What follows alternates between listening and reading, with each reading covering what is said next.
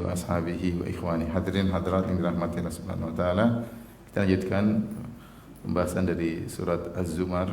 Kita sampai pada ayat ke-11 ya. Allah berfirman, "Qul inni umirtu an a'budallaha mukhlishan lahuddin."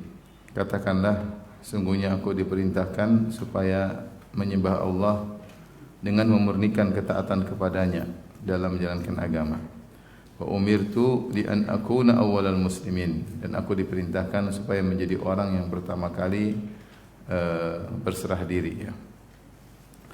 Pada ayat ini, ayat yang ke-11 ya, Nabi SAW diperintahkan oleh Allah Subhanahu wa taala untuk berkata kepada umatnya, "Qul inni umirtu an a'budallaha mukhlishan lahuddin."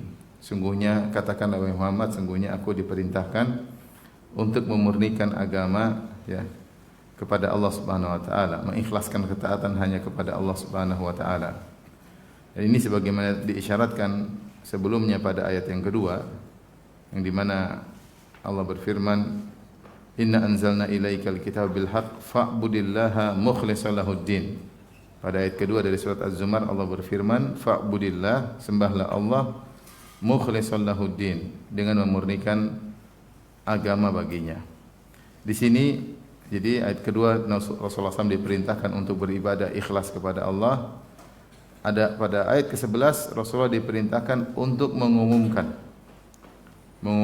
kepada umatnya, "Qul," katakanlah, yaitu katakanlah kepada kaum muslimin, kepada umat manusia, "Inni umirtu," sungguhnya aku diperintahkan, "an a'budallaha mukhlishan lahuddin." Jadi bukan cuma Nabi beribadah ikhlas saja, tapi dia juga disuruh mengumumkan bahwasanya dia beribadah ikhlas itu karena diperintah oleh Allah Subhanahu wa taala.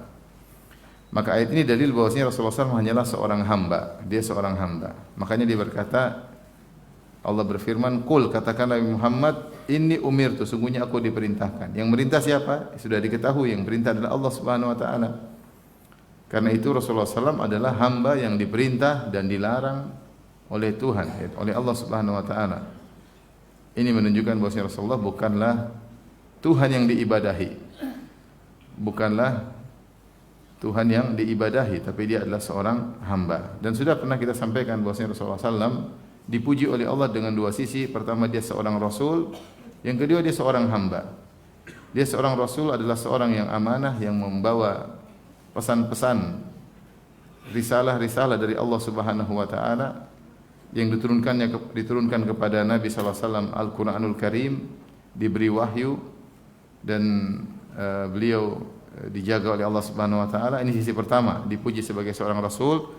Dan yang kedua, beliau dipuji sebagai seorang hamba, seperti dalam firman-Nya, "Subhanalladzi asra bi 'abdihi." Maha suci Allah yang telah memperjalankan hambanya, itu ketika Isra Mi'raj. Sini Allah mengatakan asra bi 'abdihi. Karena Rasulullah SAW adalah orang yang paling kuat beribadah, orang yang paling tulus, orang yang paling ikhlas, orang yang paling sabar dalam menjalankan ibadah kepada Allah Subhanahu wa taala.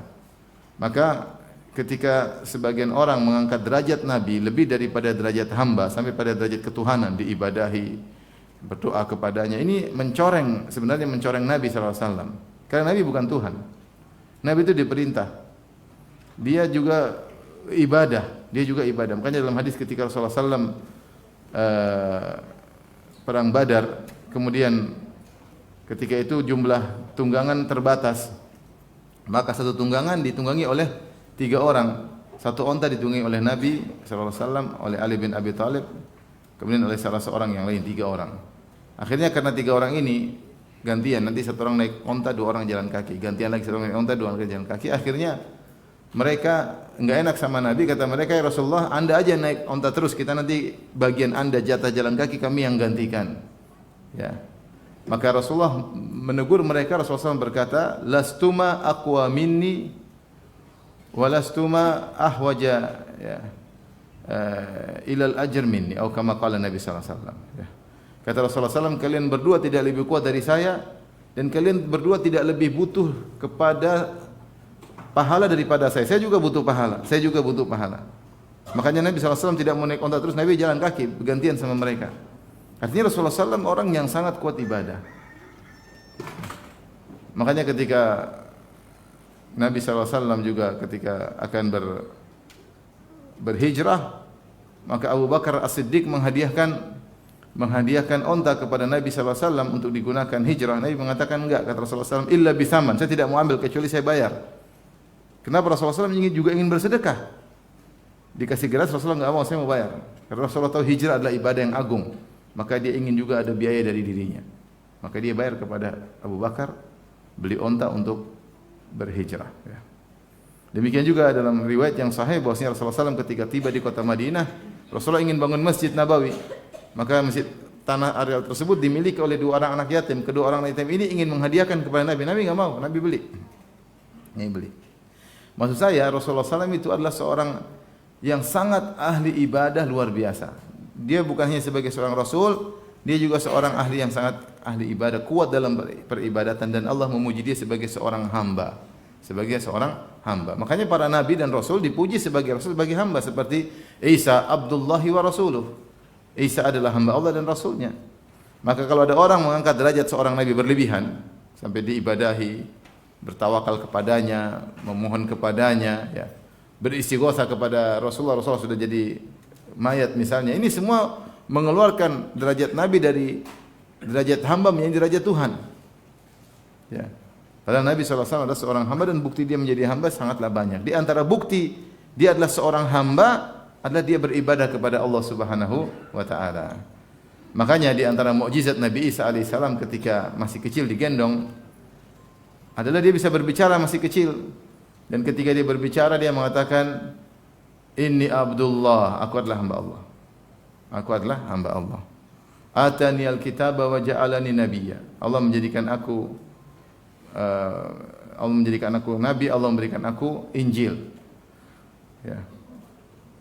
Kemudian waj'alni mubarakan aina ma kuntu. Allah jadikan aku berkah di manapun aku berada. Wa awsani bis salati waz zakat. Allah perintahkan aku untuk salat. Waz zakat ada yang mengartikan untuk mensucikan diriku, yaitu untuk beribadah kepada Allah. Jadi para nabi dan rasul mereka adalah para hamba-hamba Allah, yaitu hamba-hamba pilihan.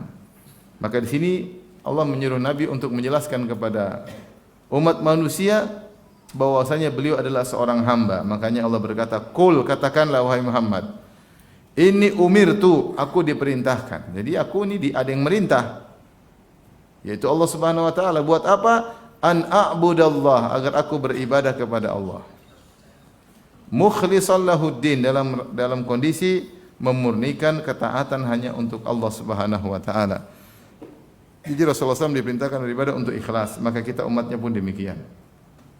Sebagian ahli tafsir menafsirkan ad-din dengan ad-din secara bahasa bisa maknanya amal, bisa maknanya balasan, al-jaza, seperti firman Allah maliki yaumiddin. Maliki yaumiddin maksudnya penguasa hari pembalasan, karena ad-din secara bahasa maknanya juga adalah apa? Pembahasan, ya. Sebagaimana dikatakan kama tadin tudan, sebagaimana kau berbuat maka kau akan dibalas. Ya. Jadi ad-din maknanya adalah balasan. Sehingga para ulama mengatakan, sebagian ahli tafsir mengatakan, kalau seorang beramal saleh hendaknya dia berniat untuk dibalas oleh Allah Subhanahu wa taala, itu ihtisab. Ihtisab, berharap agar diberi ganjaran oleh Allah Subhanahu wa taala. Makanya seperti sabda Nabi sallallahu alaihi wasallam, "Man shoma Ramadhana imanan wa ihtisaban." Siapa yang puasa Ramadan karena iman kepada Allah, bahwa ini perintah Allah, wa ihtisaban, karena berharap pahala, karena berharap balasan dari Allah Subhanahu wa taala. Maka ini memang dianjurkan. Ya. Jangan seperti perkataan sebagian orang sufi, beramal jangan berharap pahala. Salah. Allah suruh kita berharap apa? Pahala. Nabi suruh kita berharap pahala. Ya, kita berharap pahala sehingga kita tidak memikirkan duniawi, tapi kita mencari pahala di akhirat. Karena godaan duniawi ini banyak ketika kita melakukan amal saleh, banyak godaan, ingin dipuji, ingin disanjung, ingin dibalas jasanya dan macam. Kita enggak, kita ihtisab. Ihtisab. Makanya dalam hadis kata Rasulullah SAW, la ajra illa an hisbah. Tidak ada pahala kecuali dengan ihtisab. Amal apapun kita berusaha mencari pahala di sisi Allah Subhanahu wa taala, dan itu memotivasi kita untuk beramal saleh. Maka di sini Ada yang menafsirkan mukhlishan lahuddin, untuk Allah perintahkan aku untuk beribadah kepada Allah dengan ikhlas, dengan memurnikan ketaatan, yaitu ketika aku beribadah hanya berharap pahala kepada Allah, ikhlas, dan berharap pahala kepada Allah, itulah ikhlas. Tidak mengharap duniawi. Ya. Bukan seperti diartikan sebagian orang ikhlas itu tidak berharap apa-apa, itu salah. Ikhlas itu kau beribadah hanya kepada Allah dengan mengharap ganjaran dari siapa? Allah. Makanya di antara ganjaran dari Allah adalah ingin melihat wajah Allah, karena melihat wajah Allah adalah kenikmatan yang luar biasa. Makanya Allah mengatakan dalam ayat misalnya illa btigha'a wajhi rabbihil a'la. Tidak lain dia beramal kecuali karena berharap wajah Allah. Berharap wajah Allah itu di antara tafsirannya agar bisa melihat wajah Allah pada hari kiamat, karena melihat wajah Allah adalah puncak kenikmatan, itu salah satu balasan. Dan di antara doa Nabi sallallahu alaihi wasallam, as'aluka ladzatan nadhari ila wajhik. Aku mohon agar bisa memandang kelezatan memandang wajahmu ya Rabb. Ya. Jadi seorang ketika beramal saleh dia berusaha ihtisab, berharap pahala dari Allah. Dengan begitu dia lebih ikhlas. Karena saya katakan tadi godaan duniawi agar kita disanjung, agar kita dihormati, agar kita diakui atau dibalas budi suatu saat, balas budi duniawi, ini semua mencoreng kemurnian ibadah kita. Maka seorang ketika ikhlas, dia tidak mencari pujian dari manusia, dia hanya berharap pengakuan dari Allah, dan dia juga berharap ganjaran dari Allah. Makanya ketaatan disebut dengan ad-din, karena din sendiri maknanya adalah pembalasan, balasan. Seperti Maliki Yaumiddin. Maka isyarat di antara cara agar kita ikhlas, kita berharap dari Allah Subhanahu wa taala. Tadi, man shoma ramadhana imanan wa ihtisaban. Siapa yang berpuasa karena iman kepada Allah, bukan cuma iman aja, ada tambahan wahtisaban, yaitu berharap pahala dari Allah Subhanahu wa taala. Bahkan dalam urusan-urusan duniawi, kalau kita mau dapat pahala harus ihtisab. Harus ihtisab. Dalam hadis Rasulullah SAW berkata, sedekah yang seorang infakkan untuk keluarganya, wa huwa yahtasibuha, dan dia berharap dapat pahala dari sedekah tersebut, infak dia kepada keluarganya, wa huwa yahtasibuha, dan dia berharap dapat pahala, maka itulah sedekah baginya. Itulah sedekah baginya. Jadi kalau seorang memberi nafkah kepada anak istrinya, belikan sesuatu kepada anak istrinya, bayarkan SPP, bayar listrik, niatkan cari pahala. Jadi ringan. Jangan bayar listrik sambil ngomel-ngomel, nggak ada pahalanya. Tapi kalau bayar listrik kita ihtisab, karena infak. Bukankah di antara infak pada keluarga kita bayarkan listrik, ya enggak? Kalau nggak ada listrik kita nggak bisa, susah tinggal. Belikan makanan, belikan nasi padang buat anak istri, ihtisab. Kalau nggak ihtisab cuma duniawi, nggak ada pahala. Jadi ihtisab ini penting. Ihtisab kita berat pahala dan mengajarkan kita untuk ikhlas. Mengajarkan kita untuk kita tidak mencari duniawi. Tidak mencari dunia. Bahkan kita ngajak anak istri jalan-jalan, kita ihtisab agar menyenangkan mereka, karena Allah menyuruh kita membahagiakan anak istri, dapat pahala. Tapi kalau ihtisab nggak ada pahala. Nggak ada pahala. Seperti dalam hadis juga, lasta tunfiqu nafaqatan tabtaghi biha wajh Allah. Tidaklah engkau memberi suatu nafkah apapun dengan syarat engkau mencari wajah Allah, illa ujirta 'alaiha, kecuali kau dapat pahala. Hatta luqmatal lati taj'aluha fi imra'atik, sampai suapan yang kau suapkan ke mulut istrimu. Ada syaratnya, mencari wajah Allah. Ini penting, ihtisab ini penting.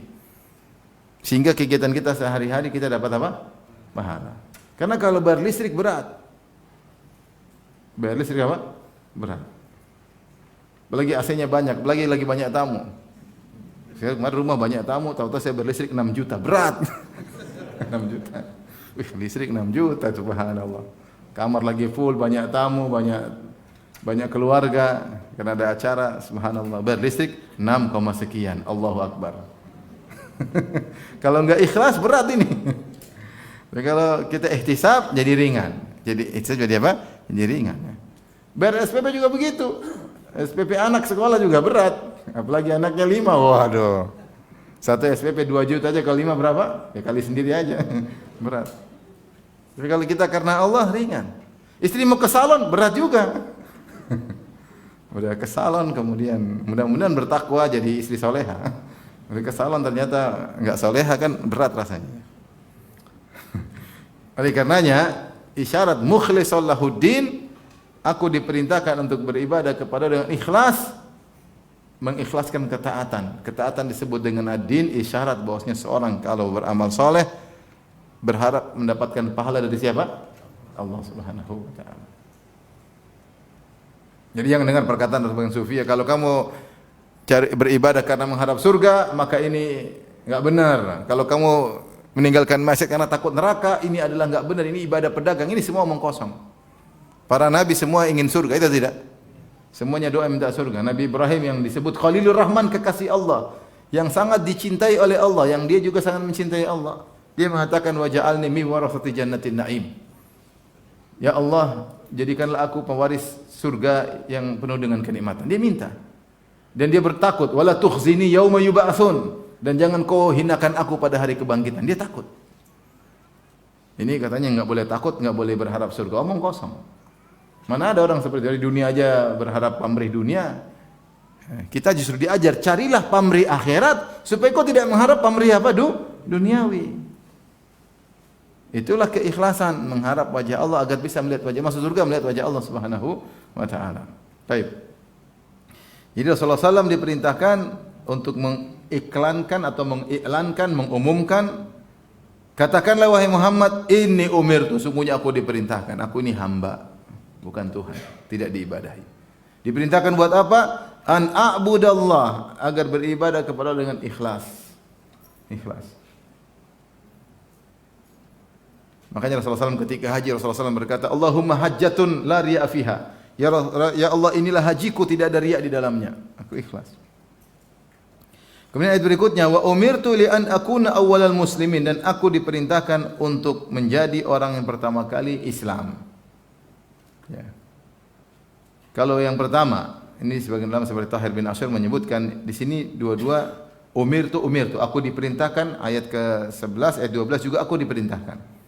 Baik, yang ayat ke-11 aku diperintahkan untuk jelaskan al-ma'mur bihi, maksudnya aku diperintahkan untuk apa? Untuk ibadah dengan ikhlas. Yang kedua, perintahnya apa? Al-ma'mur li ajlihi, yaitu aku diperintahkan dengan tujuan. Aku beribadah ikhlas, tujuannya apa? Yaitu dengan ibadah yang kualitas tinggi. Aku adalah orang yang pertama kali menyerahkan diri. Baik. Kita tahu konsekuensi Nabi SAW adalah seorang Nabi, tentu dia yang pertama kali Islam, ya enggak? Dia seorang Nabi, baru kemudian yang Islam berikutnya Khadijah, Abu Bakar. Ya. Kalau gitu, apakah maksud Allah Nabi diperintahkan untuk menjadi orang Islam pertama? Tentunya tidak, karena Nabi secara otomatis, secara zaman, secara waktu, dia yang pertama kali Islam. Paham atau tidak? Terus buat apa dia diperintahkan? Itu tahsilul hasil. Bagaimana diperintahkan sesuatu yang sudah terjadi pada Nabi? Jadi untuk mengartikan dan aku diperintahkan untuk menjadi orang pertama kali masuk Islam, ini kurang pas maknanya secara makna. Oleh karenanya ditafsirkan oleh sebagian ulama, ini maksudnya bukan untuk menjadi orang pertama Islam, tetapi maksudnya secara kualitas, bahwasanya aku harus menjadi orang yang paling top dalam peribadatan. Maksudnya demikian. Nomor satu dalam peribadatan, bukan nomor satu secara zaman. Karena secara zaman memang Nabi ya otomatis pertama kali masuk Islam karena dia Nabi. Umatnya belakangan. Paham maksud saya? Jadi bukan maksudnya wa umirtu li an akuna awwalul muslimin, aku diperintahkan menjadi orang yang pertama masuk Islam, bukan begitu maksudnya. Karena Nabi memang orang pertama masuk apa? Islam. Tapi maksudnya orang yang paling pertama dalam kualitas apa? Ibadah, kualitas Islam. Itu maksudnya. Kualitas Islam, ya. Oleh karena sebagian ulama berkata ini dalil bahwasanya Rasulullah adalah Rasul terbaik karena Allah merintahkan Nabi untuk menjadi orang pertama dalam kaum muslimin, dan kaum muslimin mencakup bukan cuma umat Nabi Muhammad SAW. Seluruh nabi-nabi juga dulu di atas agama apa? Islam. Sehingga Nabi harus menjadi nomor satu dan dia adalah Rasul terbaik dari seluruh para Rasul. Dia Sayyidul Mursalin, pemimpin para Rasul. Makanya Rasulullah SAW berkata, Ana Sayyidu waladi Adam yaumal qiyamati wala fakhar. Aku adalah pemimpin seluruh anak Adam pada hari kiamat dan aku tidak sombong. Ana awwalu man yanshaqqu anhul qabr yaumal qiyamah wala fakhar, dan aku adalah orang yang pertama kali keluar dari kuburan pada hari kiamat dan aku tidak sombong. Ya, bukan keluar sekarang kemudian goyang-goyang. Aku adalah orang yang pertama kali keluar pada hari kiamat kelak dari kuburan dan aku tidak apa? Tidak sombong. Jadi makanya Nabi SAW berkata, fa ana atqakum lillah wa akhsyakum wa a'lakum billah. A'lamukum billah. Aku adalah orang yang paling bertakwa kepada Allah. Aku yang paling khusyuk kepada Allah dan aku orang yang paling tahu daripada kalian tentang Allah. Ketika ada 3 orang datang kepada istri Nabi, yas'aluna an ibadatin Nabi sallallahu alaihi wasallam, ya, fi ahli atau fi sir. Ada 3 orang yang semangat beribadah di kalangan para sahabat datang kepada istri Nabi, bertanya tentang bagaimana ibadah Nabi di rumah, karena mereka enggak tahu. Kalau di luar Nabi, mereka bisa lihat Nabi di masjid, Nabi lagi safar. Tapi kalau di rumah Nabi ibadahnya bagaimana? Maka akhirnya istri Nabi kabarkan Nabi itu begini. Faka'annahum taqalluha. Kemudian mereka menganggap kok ibadah Nabi segitu. Nabi udah diampuni dosa yang terlalu akan datang. Kalau Nabi segitu kita harus lebih banyak. Ini secara logika, mereka pakai logika. Nabi sudah dijamin masuk surga, kalau ibadahnya 10 kita harus 100 karena kita enggak terjamin. Logika mereka oke. Benar atau tidak? Kalau Nabi yang sudah dijamin masuk surga, kalau taruhlah ibadahnya 10, kita yang tidak jelas harusnya ibadahnya 20 supaya kita selamat. Akhirnya mereka berkata salah satunya, "Inni la asum wa la uftir." Saya akan puasa terus dan tidak pernah berbuka, tiap hari puasa. Yang satu berkata, "Sa usolli wa la anam." Saya akan salat malam semalam suntuk, saya tidak tidur. Yang satu berkata lebih canggih lagi, "Saat tazilun nisa." Saya enggak mau nikah sama perempuan. Perempuan bikin masalah ya. Mengganggu ibadah. Sudah, saya enggak mau nikah. Subhanallah, Rasulullah SAW kemudian sampai kepada Nabi. Nabi marah. "Antumul ladzina qultum kadza wa kadza." Kalian yang ngomong begini. Fa inni atqakum lillah. Saya yang paling bertakwa kepada Allah. Saya yang paling bisa beribadah kepada Allah. Saya yang paling ngerti tentang keinginan Allah. Tetapi usolli wa anam. Saya salat tapi saya juga tidur. Yang terbaik begitu, tidur salat, bukan salat semalam suntuk, bukan begitu. Ya. Karena Rasulullah mencontohkan yang terbaik. Usolli wa anam. Wa asum wa uftir. Saya berpuasa dan saya berbuka. Puasa terus bukan baik, tidak baik, salah. Yang terbaik itu berpuasa. Wa tazawwajun nisa, dan yang terbaik bukan ninggalin para wanita, justru menikahi para wanita. Dan karena apa? Karena saya lebih ngerti. Karena di balik pernikahan banyak sekali ibadah yang bisa dilakukan, banyak sekali maslahat. Makanya Nabi membuka dengan perkataan fa inni atqakum lillah. Saya adalah yang paling bertakwa di antara kalian. Maka ini dalil bahwasanya Rasulullah SAW ya, ketika beribadah maka dia beribadah yang terbaik. Tidak ada yang bisa menyamai Nabi sallallahu alaihi wasallam. Kalau kita baca akhlak Nabi luar biasa. Salat malam sampai kaki bengkak-bengkak, subhanallah. Bayangkan Rasulullah SAW kemudian ada yang ikut di belakang, kalau enggak salah Hudzaifah. Rakaat pertama Rasulullah SAW baca surat Al-Baqarah. Subhanallah, salat malam. Sudah di penghujung kata dia, alhamdulillah sebentar lagi selesai. Ternyata Rasulullah sambung dengan surat An-Nisa. Waduh. Tunggu lagi, sebentar lagi selesai. Sudah mau selesai, ternyata Rasulullah sambung dengan surat Ali Imran. Waduh. Menyesal kalau kita nyesal ikut di belakang. Mau ninggalin enggak enak ya. Maksud saya luar biasa, Rasulullah kuat. Sampai hatta tatafattar qadama, sampai kedua kaki beliau pecah-pecah. Rasulullah SAW.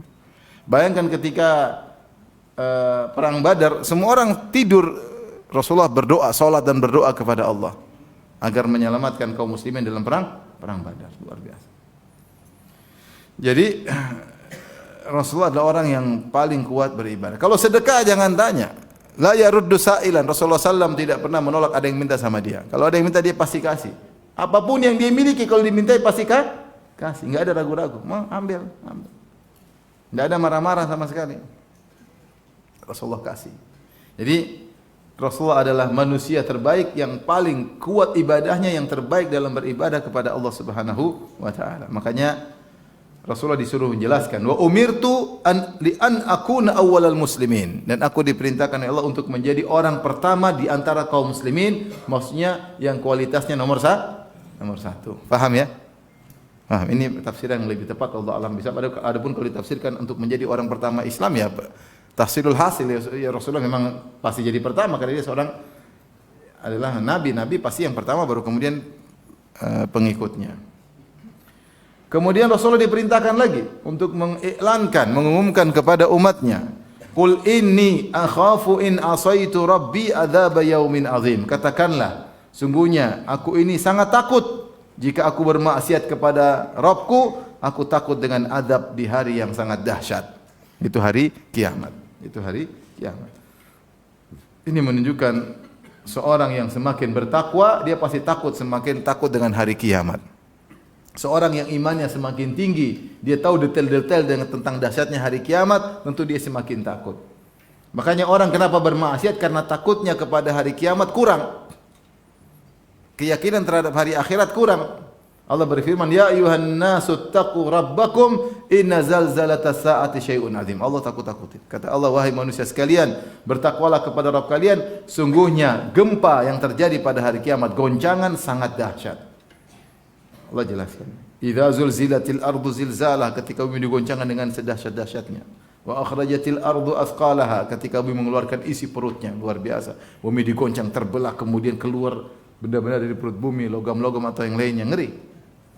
Idza sama'u fatarat wa idzal kawakibu intathar, ketika langit terbelah, ketika bintang-bintang berjatuhan. Ini semua hari kiamat dahsyat. Ini baru proses hari kiamatnya, belum proses hari kebangkitan, belum berdiri di bawah terik matahari dengan jarak 1 mil, belum di sidang, belum mengeri semuanya. Makanya ketika orang kurang beriman kepada hari kiamat, dia berani bermaksiat, dia berani berbuat zalim. Kenapa? Ada cuek terhadap hari kiamat. Allah berfirman, "Wailul lil mutaffifin alladzina idza iktalu 'alan nasi yastawfun wa idza kaluhum aw wazanuhum yukhsirun ala yadhunnu ulaika annahum mab'utsun liyaumin 'adzim yauma yaqumun nasu rabbil alamin." Celaka bagi orang-orang yang mengurangi takaran dan timbangan, kurangi sedikit. Harusnya 10 kilo dia jadikan 9 kilo 9 ons, 1 ons dia kurang. Harusnya 10 liter dia bikin 9 liter sama 9,9 liter. Dikurangi. Orang yang beli tidak tahu, tapi Allah tahu. Kalau mereka jual, mereka kurangi timbangan. Kalau mereka beli, mau timbangannya dipenuhi. Kata Allah, "Ala yadhunnu ulaika annahum mab'utsun." Tidakkah mereka meyakini bahwasanya mereka akan dibangkitkan di yaumin azim, di hari yang dahsyat. Artinya mereka tuh kurang yakin dengan hari kebangkitan. Kalau mereka yakin ada hari kiamat, maka mereka pasti takut melakukan kezaliman. Makanya orang yang paling takut dengan dahsyatnya hari kiamat, orang yang paling bertakwa. Nabi takut. Satu maksiat dia takut, dia mengatakan, dan Allah suruh dia iklankan, umumkan. "Qul inni akhafu," katakanlah sungguhnya aku ini, pakai sesungguhnya. Aku ini takut, in asaitu rabbi, kalau aku bermaksiat kepada Rabbku, adzab yaumin azim, azab di hari yang sangat dahsyat. Oleh karenanya, di antara sebab seorang masuk surga karena dia takut dengan hari kiamat. Seperti Allah sebutkan dalam Al-Quran ketika penghuni surga saling berkumpul, fa aqbala ba'dhum ala ba'dhin yatasaalun, mereka saling ngobrol di antara mereka, saling berhadap-hadapan. Mereka berkata, bagaimana masuk surga? Qalu inna kunna qablu fi ahlina musyfiqin. Kami dulu di tengah-tengah keluar dalam kondisi musyfiqin. Musyfiqin artinya takut. Famanna Allahu alaina wa waqana adzabas samum. Kami takut dengan azab yang mengerikan. Azab neraka jahanam, maka Allah, karena kami takut dulu dengan neraka jahanam pada hari kiamat kelak, akhirnya pada hari kiamat sekarang, famannallahu alaina, maka gara-gara kami takut tersebut, Allah menganugerahkan kami dengan ketenangan, maka Allah selamatkan kami dari azab neraka jahanam. Siapa yang takut dengan neraka di dunia, dia akan selamat dari azab neraka di akhirat. Jadi seorang yang semakin bertakwa, dia semakin takut dengan hari tersebut, sehingga dia persiapan. Kalau enggak beriman, cuek aja. Mau zalimi orang, ngomong sembarang, mau zalimi keluarga, zalimi istri, zalimi anak, zalimi suami, cuek aja. Ada Rasulullah tidak demikian. Qul inni akhafu in asaitu rabbi adzab yaumin azim. Katakanlah, aku ini takut kalau aku bermaksiat kepada Rabbku, aku takut dengan azab yang di hari yang sangat dahsyat, itu hari kiamat. Qulillaha a'budu mukhlishan lahu dini. Disuruh lagi untuk umumkan. Katakanlah, kepada Allah lah aku hanya beribadah dan dengan mengikhlaskan, memurnikan ketaatanku. Di sini Allah disebutkan dahulu, padahal dia secara urutan adalah objek, subjeknya aku, predikat beribadah, Allah adalah objek. Tapi dalam bahasa Arab kalau objek didahulukan sebelum subjek dan predikat, maka memberikan pembatasan, yaitu hanya. Kalau kita artikan hanya, makanya dikatakan, katakanlah hanya Allah, Allah, karena objek didahulukan. Hanya kepada Allah aku beribadah dengan memurnikan segala ketaatan kepadanya. Diulangi lagi. Tadi pertama aku diperintahkan beribadah kepada Allah. Sekarang ditekankan, hanya kepada Allah aku beribadah. Semakin ikhlas ditekankan lagi dengan takbir atau ungkapan yang berbeda di mana objek didahulukan. Qulillaha a'budu mukhlishan lahuddin. Katakanlah hanya kepada Allah aku beribadah dengan memurnikan ketaatanku.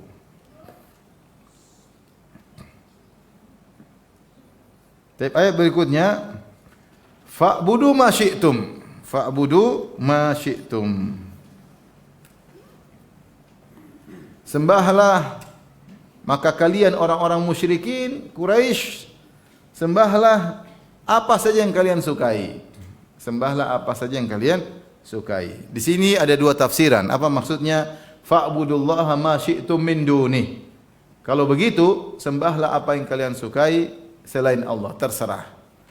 Ada yang mengatakan maknanya tahaddi, itu tantangan, yaitu Rasulullah mengatakan, silakan kalian menyembah selain Allah, saya tetap menyembah Allah. Karena ayat-ayat sebelumnya Rasulullah disuruh iklankan kepada orang-orang kafir Quraisy, kepada manusia bahwasanya dia hanya beribadah kepada Allah. Adapun kalian terserah, nyembahlah. Ini seperti apa? Lakum dinukum waliyadin. Ya. Bagi kalian agama kalian, bagi agama. Kalian menyembah apapun, aku tidak akan ikut-ikutan. Ini tafsir pertama. Jadi Rasulullah suruh, ya terserah kalian. Silakan kalian menyembah kalian sukai. Adapun aku hanya beribadah kepada Allah. Ini tafsiran pertama. Tafsiran kedua, firman Allah, fa'budu ma syi'tum min duni, maksudnya litahdid. Kalau tadi litahaddi, yang kedua litahdid. Tahdid itu ancaman. Seakan-akan dia berkata, aku ini ikhlas beribadah kepada Allah. Kalian terserah, monggo. Ingat ya, neraka, monggo. Itu namanya ancaman. Mau syirik? Silakan, monggo. Neraka ya. Jadi ini salah satu uslub atau metode dalam Quran. Terkadang menyebutkan sesuatu bukan perintah tapi itu apa? Ancaman. Seperti firman Allah ini, fa'budu ma syi'tum min duni. Silakanlah beribadah kepada Allah yang kalian sukai. Dalam ayat yang lain, i'malu ma syi'tum, amalkan yang kalian sukai. Seperti ayat yang lain kata Allah Subhanahu wa taala,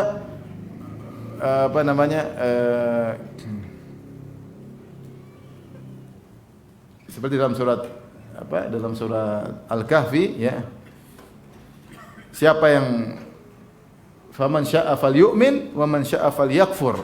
Siapa yang suka beriman silakan beriman, siapa yang ingin kufur silakan kufur. Ini semua namanya tahdid, ancaman. Bukan berarti Islam membolehkan kebebasan berkeyakinan, enggak.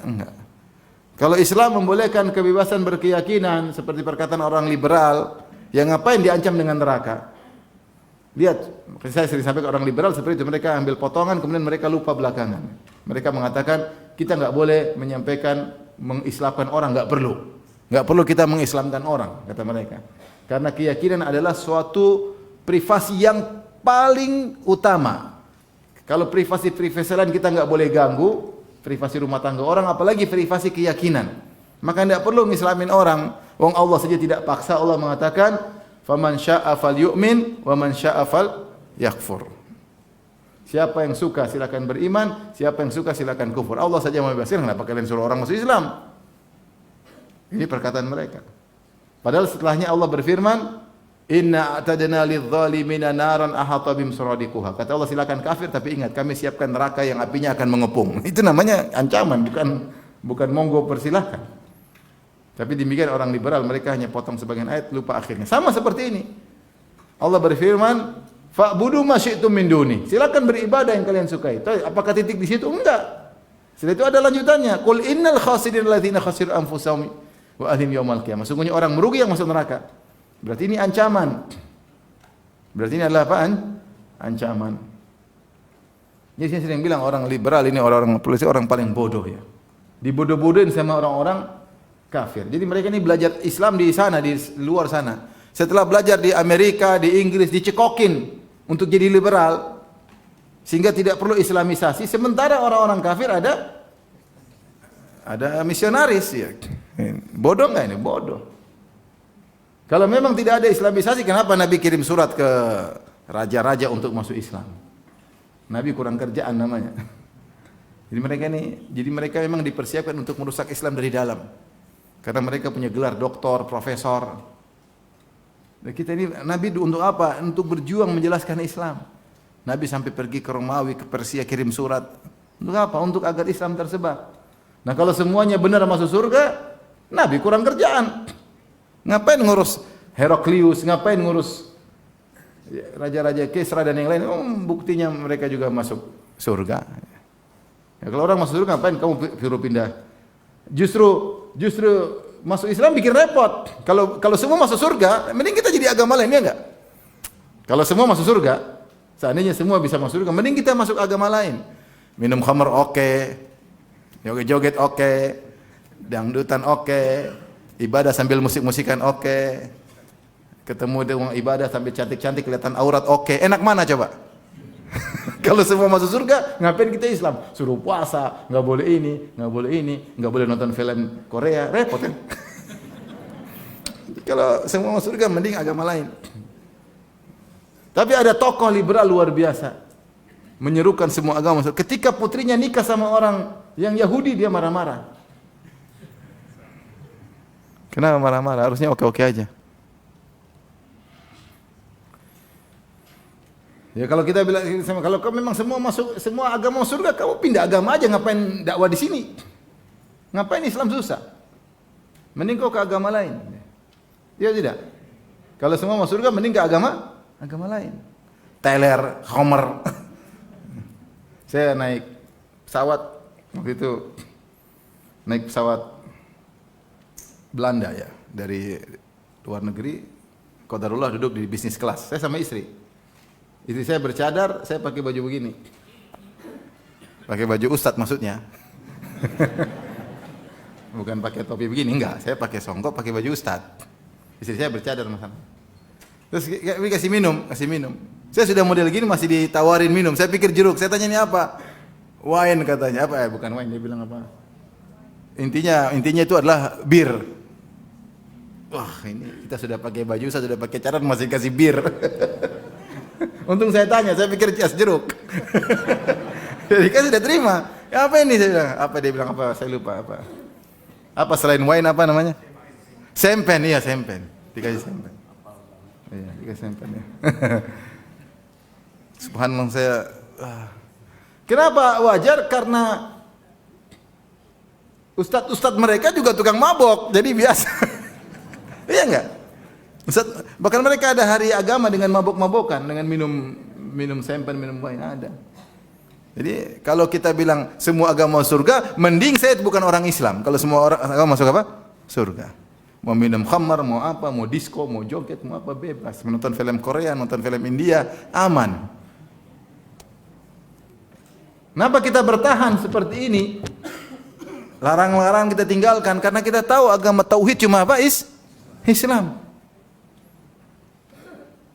Jadi tidak ada dalam Al-Quran bahwasanya Allah mengatakan bebas beragama, enggak ada. Kalau Allah bilang bebas, pasti itu ancaman. Fa'budu ma syi'tum, silakan sembah selain Allah yang kalian sukai. Tapi ingat, qul innal khasirina anfusahum wa ahlihim yaumil qiyamah. Ingat masuk neraka.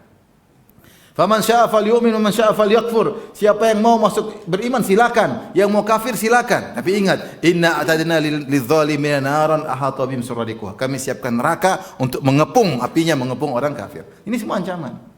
Tidak ada ayat bilang bebas. Semua mau surga. Itu omong kosongnya orang apa? Liberal. Tapi di sini Allah berfirman, fa'budu ma syi'tum min dunih. Beribadalah kepada siapa yang kalian sukai selain Allah. Tapi ingat, qul innal khasirina alladhina khasiru anfusahum wa ahlihim yaumal qiyamah. Sungguhnya orang yang merugi itu adalah yang merugikan diri mereka dan merugikan keluarga mereka pada hari kiamat kelak. Kita di dunia namanya rugi, itu pedagang, modal banyak kemudian tidak dapat untung. Modal habis, itu namanya rugi. Kita mau dagang atau masuk di tender atau masuk di jual beli modal 1 miliar. Ternyata uang kembali tinggal 100 juta. Berarti rugi berapa? 900 juta. Itu namanya rugi. Di antara bentuk kerugian ketika seorang rugi ternyata anak yang dia cintai meninggal dunia, dia sedih. Istri yang dia cintai meninggal dunia. Ini semua kerugian. Tapi ini kerugian enggak ada apa-apanya dibanding kerugian di akhirat. Kita sakit, kita merasa waduh sudah berusaha olahraga ternyata sakit, kayaknya rugi. Usaha kita rugi. Olahraga sakit. Merasa rugi. perjuangan banyak. Udah belajar bayar banyak ternyata tidak berhasil, rugi. Itu namanya berobat uang banyak tapi rugi tidak sembuh. Itu kerugian, benar itu rugi secara bahasa. Tapi rugi ringan, rugi yang berat itu yang sesungguhnya di akhirat. Sebagaimana kesuksesan yang sesungguhnya adalah di akhirat, bukan di dunia. Benar kalau kita punya modal 100 juta, untung 1 miliar, sukses, benar. Sukses kita punya rumah mewah, punya mobil mewah, sukses dunia, benar. Semua orang hormat sama kita, jabatan kita paling tinggi, sukses, tapi itu bukan sukses yang sesungguhnya. Sukses yang sesungguhnya adalah selamat dari neraka jahanam. Faman zuhziya 'anil nar wa udkhilal jannata faqad faz. Siapa yang selamat dari neraka dan dimasukkan surga, maka dialah yang menang, dia yang sukses. Wa mal hayatud dunya illa mata'ul ghurur. Dan tidaklah kehidupan dunia kecuali hanyalah kenikmatan yang menipu. Sama kerugian di dunia juga banyak. Ini rugi, tapi kerugian sungguhnya kerugian di akhirat. Makanya Allah berfirman, "Qul innal khasirina alladziina khasiru anfusahum." Sungguhnya orang-orang yang benar-benar merugi, seakan-akan kerugian yang lainnya tidak ada nilainya. Inilah kerugian yang sesungguhnya. Qul innal khasirina, sungguhnya orang yang merugi. Di sini ada alif lam, sekarang maknanya inilah orang-orang yang sungguh-sungguh merugi, bukan yang lainnya. Siapa mereka? Alladzina khasiru anfusahum, yang telah merugikan diri mereka. Maksudnya apa? Merugikan diri mereka. Ada dua sisi, ya. Ternyata mereka di akhirat masuk neraka jahanam. Berbeda orang beriman. Orang beriman mereka tidak merugikan diri mereka, bahkan mereka membahagiakan diri mereka. Di dunia mereka beramal soleh, di akhirat mereka dapat kenikmatan abadi.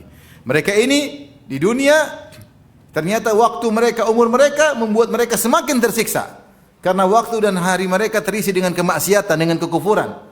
Jadi kehidupan mereka di dunia menjadikan mereka semakin tersiksa di akhirat. Ini pendapat. Pendapat lain mengatakan, kenapa dikatakan mereka merugi? Karena mereka selama ini mereka menyangka mereka akan masuk surga. Ternyata mereka masuk apa? Neraka. Seperti sebagian orang meyakini yang penting percaya bahwasanya ada anak Tuhan menebus dosa, selesai. Dosa kita ditebus, selesai. Kalau ingin selamat, tidak menjadi domba-domba yang tersesat, harus meyakini bahwasanya ada penebus dosa. Kalau dia meyakini penebus dosa, kok tidak tersesat lagi? Ternyata pada hari kiamat kelak mereka semua akan dikumpulkan miliaran manusia yang meyakini Isa adalah penebus dosa, anak Tuhan. Maka Allah akan bertanya kepada Nabi Isa pada hari kiamat kelak, "Ya Isa, ya anta Isa bin Maryam, anta qulta lin-nasi ittakhiduni wa ummi ilahaini min dunillah." Wahai Isa, apa kau pernah berkata kepada umatmu, kepada manusia, jadikanlah aku dan ibuku Tuhan-Tuhan selain Allah? Nabi Isa mengatakan tidak pernah. Tidak pernah. Sungguh ketika itu mereka sangat merugi karena mereka selama ini menyangka mereka akan selamat masuk surga, ternyata pada hari kiamat sang penebus dosa tadi yang mereka yakini penebus dosa berlepas diri. Merugi sekali. Merugi sekali. Merugi. Merasa selamat ternyata tidak selamat. Qul innal khasirin alladziina khasiru anfusahum, sehingga diri mereka pun tidak selamat. Wa ahlihim yaumal qiyamah, dan juga anak istri mereka pun juga mereka rugi dari mereka. Di sini ada dua pendapat. Ada yang mengatakan, kalau anak istri mereka mau surga, sementara mereka masuk neraka, tentu mereka rugi, terpisah, tidak akan pernah bertemu lagi dengan anak istri mereka. Semua kebahagiaan dunia yang dulu pernah berkumpul karena dia kafir, anak istrinya masuk Islam, maka anak istrinya mau surga, sementara dia sendiri masuk neraka. Atau kalau anak istrinya juga ternyata kafir dan masuk neraka bersama dia, dia pun tidak akan dikumpulkan di neraka, akan terpisah dan akan semakin menderita. Bahkan saling memaki di antara mereka. Anaknya akan mengatakan, gara-gara kau ayah brengsek aku masuk apa? Neraka. Istrinya pun demikian. Jadi dia tidak akan menemukan kebahagiaan rumah tangga di akhirat. Bahkan di antara tafsir firman Allah, tabbat yada abi lahabi wa tabb, ma aghna anhu maluhu wa ma kasab, sayasla naran dzata lahab, wa imra'atuhu hammalatal hatab fi jidiha hablum min masad. Istrinya Abu Lahab, dia taruh tali di sini, dia bawa apa? Kayu bakar. Ada yang menafsirkan maksudnya pada hari kiamat kelak Abu Lahab yang bakar istrinya. Istrinya datang bawa alat pembakar untuk membakar suaminya. Ini rugi punya istri kayak begitu. Rugi enggak? Aduh. Ummu Lahab. Iya. Di antara tafsirannya justru istrinya akan menyerang dia, justru ingin membakar apa? Suaminya, gara-gara ente sih, lu sih. Jadi Inilah kerugian yang sesungguhnya pada hari kiamat kelak. Ala dzalika huwal khusranul mubin. Ketahuilah itulah kerugian yang nyata. Ada yang mengatakan Allah tidak menggunakan al-khasaratu. Karena al-khasaratu masdar, inilah isim masdar lebih kuat. Al-khusran ismul masdar. Ala huwal khusranul mubin. Inilah sesungguhnya kerugian yang nyata. Taib. Kemudian Allah jelaskan di antara bentuk kerugian tersebut, kerugian segala hal. Penderitaan, kesedihan, putus asa, semua berkumpul pada penghuni neraka. Semua berkumpul. Apapun penderitaan yang kita bayangkan, penderitaan fisik maupun penderitaan batin, semuanya terkumpul pada penghuni neraka jahanam. Di antara bentuk penderitaan tersebut Allah berfirman pada ayat ke-16. Lahum min fawqihim dhulalum minan nari wa min tahtihim dhulal. Bagi mereka lapisan-lapisan dari api neraka dari atas. Wa min tahtihim dhulal, dan lapisan-lapisan neraka dari bawah. Ya. Jadi mereka disiksa dengan lapisan-lapisan api neraka. Jadi bukan satu api, apinya berlapis-lapis. Ya, dhulal, ya. Yauma yakhshahumul adzabu min fawqihim, ya. Hari di mana azab menimpa mereka dari atas dan dari bawah. Jadi dihimpit dengan api atas bawah, ngeri. Apakah zulal tersebut? Zulal sebenarnya ada yang mengatakan seperti Tahir bin Asyur mengatakan ini ejekan, tahakum, ejekan. Karena orang ketika dalam kondisi panas dia butuh naungan, zil. Dia butuh naungan. Naungan. Allah sebut maka pada hari itu berkumpullah naungan-naungan menimpanya, tapi naungan-naungan tersebut dari api neraka. Apakah berupa logam cair yang panas ataukah berupa api, pokoknya mereka ditimpa api dari atas dan bawah.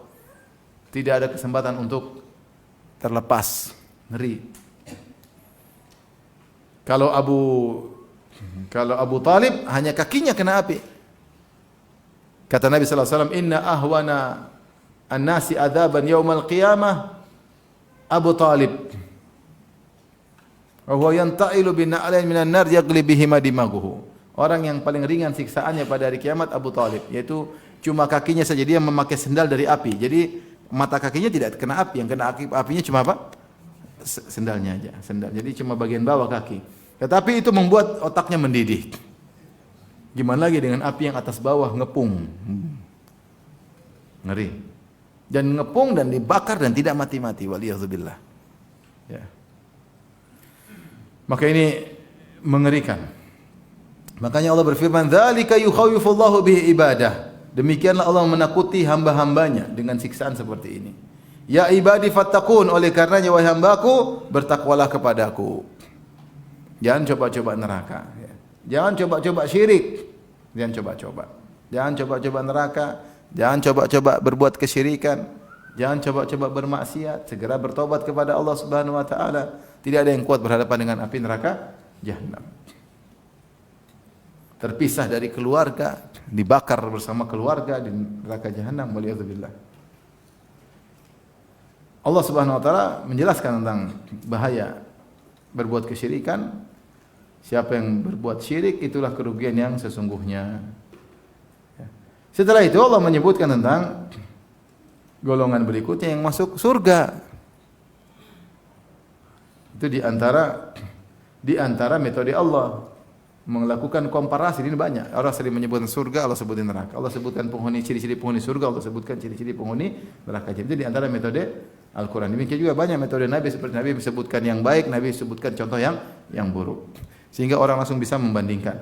Tapi setelah itu Allah sebutkan tentang orang-orang yang baik, yang ikhlas, para penghuni surga. Kata Allah Subhanahu wa taala, "Walladzina jatanabut taghuta ayya'buduha." Dan orang-orang menjauhi tagut, yaitu mereka tidak menyembah tagut-tagut tersebut. Tagut-tagut itu kullu man ubida min dunillah, semua yang disembah selain Allah. Berhala, apapun yang disembah selain Allah namanya tagut. Itu orang-orang yang meninggalkan peribadatan kepada tagut-tagut. Mereka hanya beribadah kepada Allah Subhanahu wa taala. Mereka tidak bakalan beribadah kepada malaikat, tidak akan beribadah kepada nabi, tidak beribadah kepada mayat, tidak beribadah kepada matahari rembulan, apalagi pohon, sapi, hewan-hewan, tidak ada. Mereka hanya bertawakal dan berharap berdoa hanya kepada siapa? Allah Subhanahu wa taala. Wa anabu ilallah, dan mereka kembali kepada Allah. Anabu, ada yang mengatakan maknanya adalah rujuk, kembali kepada Allah. Ada yang mengatakan bertobat kepada Allah Subhanahu wa taala. Ada yang mengatakan iqbal ala Allah, semangat beribadah. Mereka tidak syirik dan mereka semangat beribadah kepada Allah. Dan mereka selalu kembali kepada Allah. Kalau mereka lakukan kesalahan, selalu bertobat kepada Allah. Apa jawabannya? Lahumul busyra, bagi mereka kabar gembira. Kabar gembira di dunia, kabar gembira di akhirat, kabar gembira ketika sakaratul maut, kabar gembira ketika di alam barzah, kabar gembira ketika di hari kebangkitan. Mereka senantiasa dapat kabar gembira. Busyra yaitu kabar gembira kalau bahasa kita. Di dunia mereka sudah bahagia. Di dunia mereka sudah bahagia. Ada tanda-tanda dari Allah bahwasanya mereka ini penghuni surga. Tanda-tanda, isyarat-isyarat. Mereka bahagia, rajin beribadah, mereka dimudahkan salat, mereka dimudahkan untuk berakhlak mulia, mereka dimudahkan banyak, mereka dimudahkan beramal saleh. Ini tak menunjukkan mereka dimudahkan untuk salat 5 waktu di masjid. Ini semua adalah kabar gembira. Kabar gembira. Mereka dipertemukan dengan bersahabat dengan orang saleh. Ini kabar gembira. Sebenarnya mengatakan kadang mereka mimpi yang baik, kadang orang lain mimpi baik tentang mereka. Ini kabar gembira. Mereka disenangi oleh orang yang beriman, memuji mereka. Ini kabar gembira. Ketika mau meninggal datang para malaikat memberi kabar gembira. Innal ladzina qalu rabbuna Allah tsumma istaqamu tatanazzalu alaihimul malaikatu alla takhafu wa la tahzanu wa abshiru. Sungguhnya orang-orang yang beriman dan istiqamah ketika mau meninggal datang malaikat berduyung-duyung datang kemudian mengatakan la takhafu, jangan takut, jangan bersedih, wa abshiru, bergembiralah bil jannati allati kuntum tu'adun, dengan surga yang kalian telah dijanjikan kepada kalian. Jadi mau meninggal pun mereka dapat kabar gembira. Ketika mereka meninggal masuk dalam alam barzah, datang seorang lelaki tampan, aromanya harum. Dia bertanya, siapa engkau? Ana amaluka saleh fid dunya. Saya adalah amal salehmu ketika di dunia. Datang amal saleh dalam bentuk manusia menemani dalam alam barzah, kabar gembira. Dan terus, maka siapa yang tidak syirik dan selalu kembali kepada Allah, lahumul busyra. Kata Allah, fabasyir ibad. Kalau begitu berilah kabar gembira kepada hamba-hambaku. Seluruh hamba-hambaku kalau ingin mendapat kabar gembira, maka lakukanlah keikhlasan. Sudah Allah sebutkan di antara sifat mereka, alladzina yastami'una al-qaula fayattabi'una ahsana. Mereka adalah orang-orang yang mendengarkan perkataan. Itu perkataan baik mereka dengar. Al-Quran, wejangan-wejangan, nasihat. Mereka hobi, suka dengan mendengar perkataan. Bukan perkataan buruk. Bukan nyanyian-nyanyian, bukan musik-musikan, bukan umpat-umpatan. Ada orang hobi dengar umpat-umpatan, ada orang hobi dengar maki-makian, senang. Ada orang hobi dengar berita-berita caci maki, senang. Saling menjatuhkan, mereka senang nonton seperti itu. Tidak. Adapun ini alladzina yastami'una al-qaula, orang-orang yang mendengarkan perkataan yang baik. Fayattabi'una ahsanah, kemudian mereka mengikuti yang baik dari perkataan-perkataan tersebut. Itu mereka jalankan, jangan mereka jalankan, nasihat mereka jalankan. Di sini Allah menggunakan kata yastami'un. Yastami'un itu mendengar dengan seksama. Sebenarnya Allah mengatakan beda dengan yasma'un, beda dengan hanya sekadar mendengar. Istima' itu mendengar dengan seksama, itu difokus. Sehingga sebenarnya membedakan kalau ada orang baca Quran, kalau sekedar dengar, ketika dia baca ayat sajadah kita enggak ikut sajadah. Tapi kalau kita dengar dengan istima', dia baca Al-Quran dari ayat kita dengar dengan tenang, mengikuti. Ketika dia baca ayat sajadah, dia sujud sajadah, kita juga sujud apa? Sajadah. Karena kita istima'. Kalau sekedar lewat lagi naik mobil dengar aja tidak. Atau sedang jalan kaki, tapi kalau dia dengar dari awal bacaan surat tersebut. Alif Lam Mim Tanzilul Kitabi la raib, dia dengar terus. Begitu sampai ayat sajadah dia ikut sujud boleh. Karena dia istima', ikut mendengarkan. Tapi kalau hanya dengar tidak. Intinya yang dipuji oleh Allah bukan sekedar mendengar, tapi istima', mendengar dengan baik, mendengar dengan baik. Kata Allah, ulaikal ladzina hadallah, mereka itulah orang-orang yang mendapatkan petunjuk. Di sini sebenarnya membahas tentang fayattabi'una ahsana. Mereka ahsana itu isim tafdhil, maknanya mereka mengikuti perkataan yang terbaik. Taib, kalau mengikuti yang baik bukan yang terbaik, karena baik ada dua, ada baik ada yang terbaik. Sebenarnya mengatakan dia berusaha mencari yang terbaik. Kalau nasihat dia berusaha mendengar yang terbaik.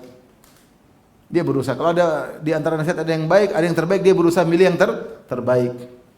Dia berusaha. Ada yang mengatakan maksudnya ahsana sini bukan berarti yang terbaik, tapi maksudnya yang baik.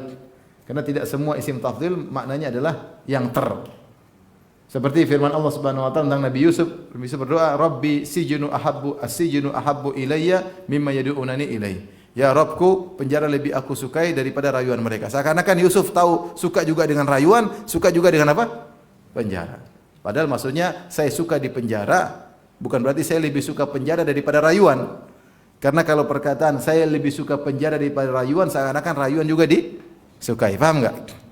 Kalau misalnya saya lebih suka madu daripada khamar, seakan-akan saya juga suka apa? Khamar. Tapi terkadang perkataan saya lebih suka madu daripada khamar bukan berarti itu maknanya saya suka khamar, saya suka madu bukan apa? Bukan khamar. Jadi terkadang isim tafdhil tidak diartikan ini terkait bahasa Arab, antum enggak ngerti ya, sudahlah dengar aja. Baik, ulaika alladzina hadallah, mereka itulah orang hadahumullah, mereka itulah orang-orang yang diberi petunjuk oleh Allah Subhanahu wa taala. Yes, bukan sekedar petunjuk al-irsyad tapi juga hidayah, yaitu apa namanya? Taufik. Allah sehingga Allah bukakan pintu kebaikan, mereka dengar kebaikan, Allah gerakkan hati mereka untuk mengikutinya. Wa ulaika hum ulul albab, dan mereka adalah orang-orang yang cerdas, yang punya akal. Taib, apakah Abu Jahal, Abu Lahab punya akal? Mereka punya akal. Tapi akal mereka hanya sekadar mengerti, memahami. Kalau mereka seandainya melakukan konsekuensi akal, tentu mereka akan beriman. Tapi mereka sudah paham, hati mereka menolak untuk mengikuti konsekuensi kecerdasan mereka. Ya, kalau orang cerdas ngapain? Kalau orang cerdas ngapain nyembah manusia? Kalau orang cerdas ngapain nyembah patung? Ngapain nyembah matahari? Kalau dia gunakan cuma kecerdasannya terbatas pada wawasan, konsekuensi dari kecerdasan tidak dilakukan. Maka orang seperti ini asalnya tidak bisa dikatakan tidak cerdas. Maksudnya kecerdasan sekedar IQ tidak menjadikan orang mesti beriman. Kenapa? Karena di balik IQ yang cerdas tersebut terkadang ada kesombongan, ada keangkuhan, ada apa macam-macam sehingga menghalangi dia untuk menjalankan konsekuensi kecerdasannya. Tapi orang cerdas sesungguhnya dia hanya olah akalnya sedikit, dia berpikir Allah kasih hidayah, maka dia akan beriman. Itulah mereka yang cerdas, yang bertauhid kepada Allah Subhanahu wa taala. Orang yang tidak bertauhid tidak ada yang cerdas. Meskipun IQ-nya apa? Tinggi, ya.